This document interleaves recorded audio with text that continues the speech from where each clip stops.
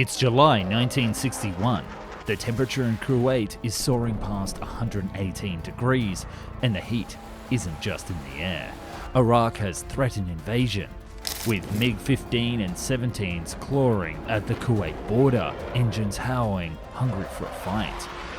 From the deck of the HMS Centaur 2 leagues off the coast, 2 Sea Vixens launch, all British steel and missile confidence. They cut through the haze, sweeping wide over the desert. The Iraq radar pings, they tighten up and try to lock on, but the Sea Vixen is able to turn into a downward corkscrew, called a vertical scissor movement, and actually end up behind the MiG, locking on its own radar-guided missiles. For the MiG, it's the end of the road. For the Sea Vixen, it's Tuesday. Famous as the first British jet with missiles, it was able to break the sound barrier in a shallow dive and even launch from post-World War II aircraft carriers, showing that Britain was a force to be reckoned with in the new jet age. This is the last homegrown British jet fighter. This is the Sea Vixen.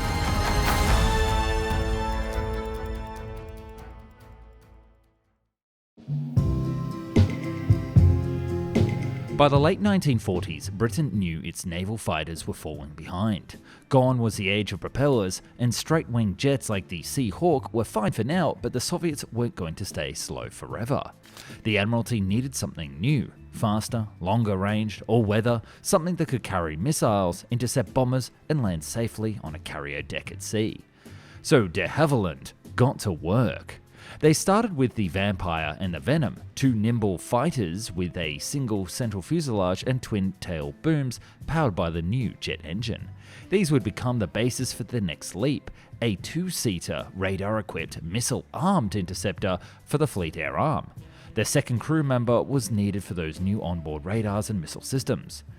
However, because this aircraft would need to operate over oceans, a second engine would be required. This design would suffer the classic catch-22. Because it would need to get up to speed to intercept bombers, it would have to have swept wings. But it would also need powerful flaps in order to generate enough lift at slow speeds to land on a carrier. Confident with their ideas, de Havilland put together a land-based version of this aircraft, designated as the DH-110. A magical name that just rolls off the tongue, doesn't it?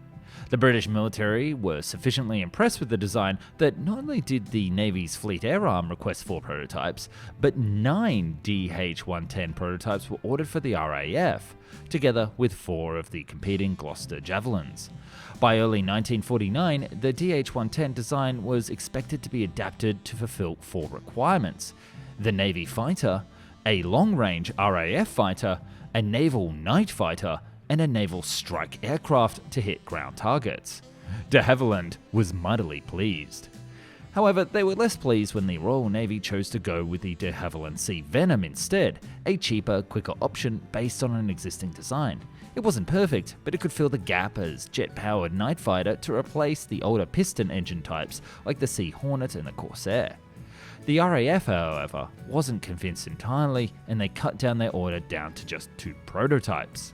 Whilst a minor setback, de Havilland wasn't too worried, but things were about to go from bad to absolute tragedy. The first DH-110 prototype took to the skies on September 26, 1951, flown by legendary test pilot John Cunningham. Early tests were promising and better than expected. In fact, by the end of the next year, the aircraft was breaking the sound barrier in regular flights. But then came the Farnborough Air Show in 1952. During a low-level pass at over 650 miles per hour, the prototype suddenly broke apart mid-flight. The cockpit, wings, and engines tore free from the fuselage, with one of the engines slamming into the crowd.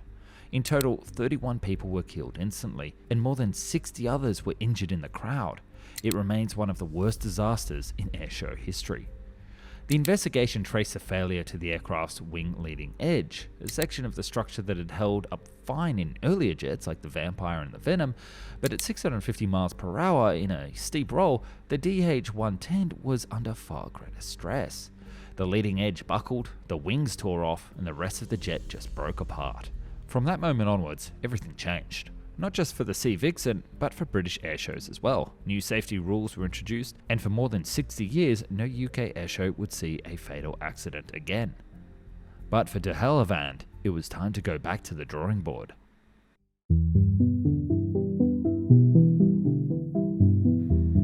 After the airshow disaster, the second DH-110 prototype was grounded and heavily modified.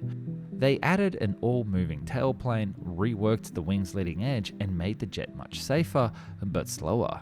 It could no longer break the sound barrier, topping out at Mach 0.95 in a steep dive, where the controls would then lock up until it dropped below 10,000 feet. But all of this wasn't good enough for the RAF, and they had decided to move on. They dropped the DH-110 entirely and moved on to the Gloucester Javelin. But the Royal Navy still saw potential, and with Soviet bombers in mind, their stopgap fleet of Venoms just wasn't going to cut it. So in early 1955, the Fleet Air Arm placed an order for 110 navalised DH-110s, and with that, the Sea Vixen was born. The redesign wasn't just about bolting on a tailhook. De Havilland embraced a whole new philosophy, turning the aircraft into a fully integrated weapons system. Radar, fire control, navigation and weapons were all tied together. The Sea Vixen was the first British fighter designed this way. By mid-1955, the semi-navalised prototype, XF-828, was flying. It didn't have folding wings or a full armament, but it could launch from a carrier's catapult and land at sea. That same prototype later touched down on the deck of the HMS Ark Royal in 1956. The green light was given, and by March 1957, the first navalised Sea Vixen, now called the FAW-20, took flight. And this was the real deal. It had folding wings, a beefed up landing gear, steerable nose wheel, and a revised tail and fuselage built to carry weapons. The Sea Vixen's ejection seats were even specifically tested for underwater escape, which was highly advanced for the time and critical for carrier operations, where ditchings at sea were a real risk. It was a bold leap from the earlier Sea Venom prototypes, and it looked the part too. By July of 1959, the first Sea Vixen squadron was operational, ready to launch from Royal Navy carriers. Production ramped up in Bournemouth and then shifted to Havilland's factory in Hawarden by 1962. The Royal Navy finally had a sleek, modern jet fighter of its own, but the Sea Vixen wasn't just about looks, it was also about making a statement. A twin-boom, radar-guided, missile-carrying beast that could strike fast day or night. The Royal Navy finally had its bite back, and now it was ready to sink its teeth in.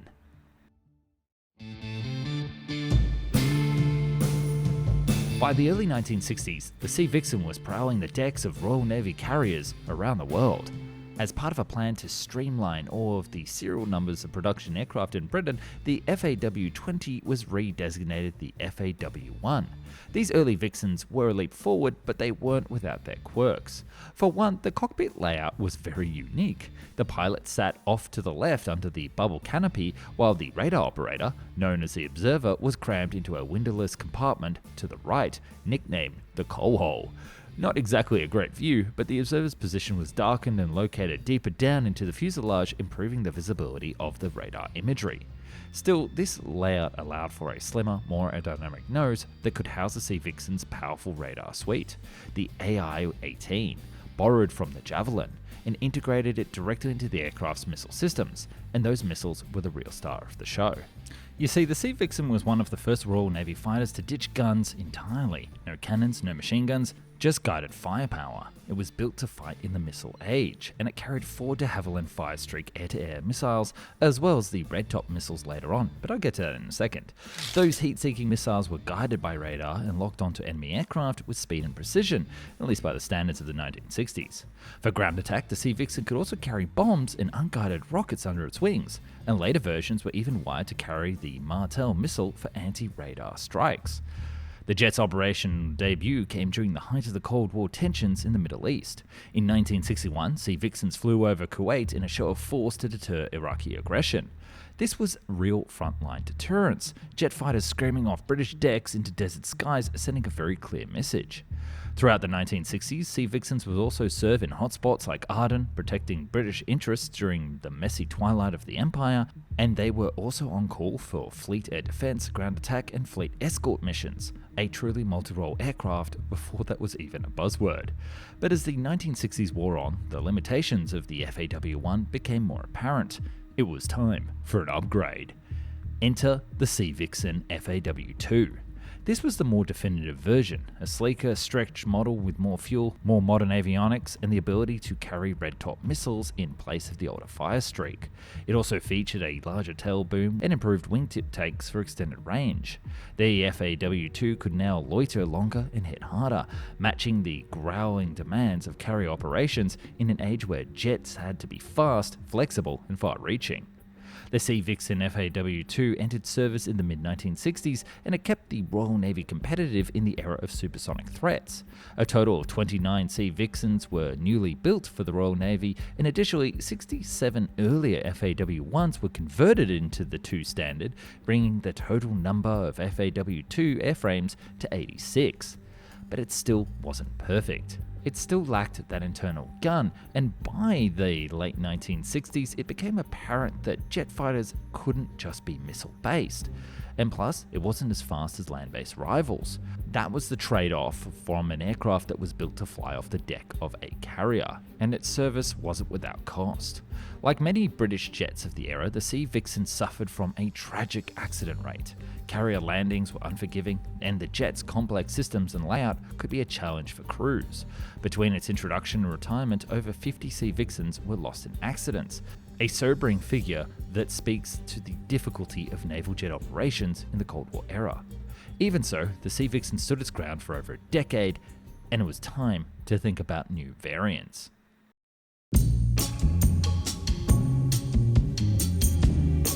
The Sea Vixen story could have gone even further. Behind the sleek lines of the FAW-2 and its twin boom silhouette was a whole family of aircraft that never left the drawing board, variants imagined for new roles, new nations, and even new levels of performance. One of the first offshoots was back in 1959. De Havilland pitched a bold new Vixen to the Royal Canadian Air Force, a land-based version designed to fill NATO's tactical nuclear strike role. It would have carried conventional bombs, photo recon pods, and even nuclear weapons from long European runways, competing directly with aircraft like the CF-104 Starfighter. Canada eventually declined. The Sea Vixen was too complex, too heavy, and the Starfighter, despite its own flaws, was cheaper, faster to field, and already in motion. But de Havilland wasn't done.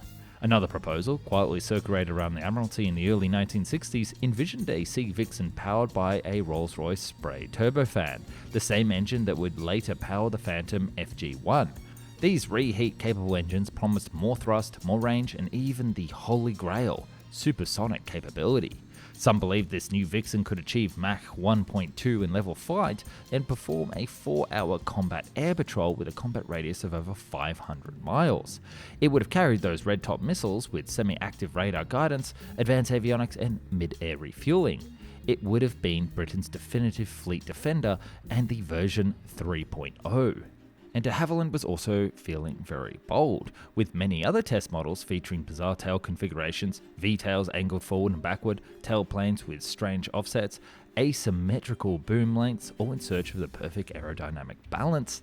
But none of those survived past wind tunnel tests, but they reveal how far de Havilland was willing to push the envelope to make the Sea Vixen the perfect carrier aircraft. In retrospect, the Sea Vixen's potential almost felt limitless. Tactical bomber, nuclear strike aircraft, supersonic fleet defender, NATO interceptor. In another world, with a bit more time and a bit more budget, it may have chased Soviet bombers past Mach 1 and even survived into the Tornado era as Britain's carrier guardian. But none of those went ahead. By the early 1970s, the writing was on the wall. The British government was scaling back carrier operations, phasing out large fleet carriers like the Eagle, Ark Royal, and the Victorious, and with them, the Sea Vixen's days were numbered. In 1972, the type was officially retired from frontline service, replaced by the more versatile Phantom FG-1, a jet that could serve both the Royal Navy and the Royal Air Force. A few Sea Vixens would continue to fly as drone control aircraft, but the fighter era of the twin-boom jet had ended. Still, the legacy remains. The Sea Vixen is a symbol of British naval aviation in the Cold War, a sleek, lethal and uncompromising platform that helped transition the Royal Navy into the missile age. And the Sea Vixen was not only de Havilland's last frontline fighter, it was the last entirely British-designed jet fighter to enter the Royal Navy service. After this, it was all joint or foreign-developed platforms. This was a creature of its time, and in many ways a machine that pointed to the future, even as it closed the chapter on Britain's independent naval fighter designs. It was a bold last stand of homegrown naval aviation before Britain turned to the US for fleet air defence.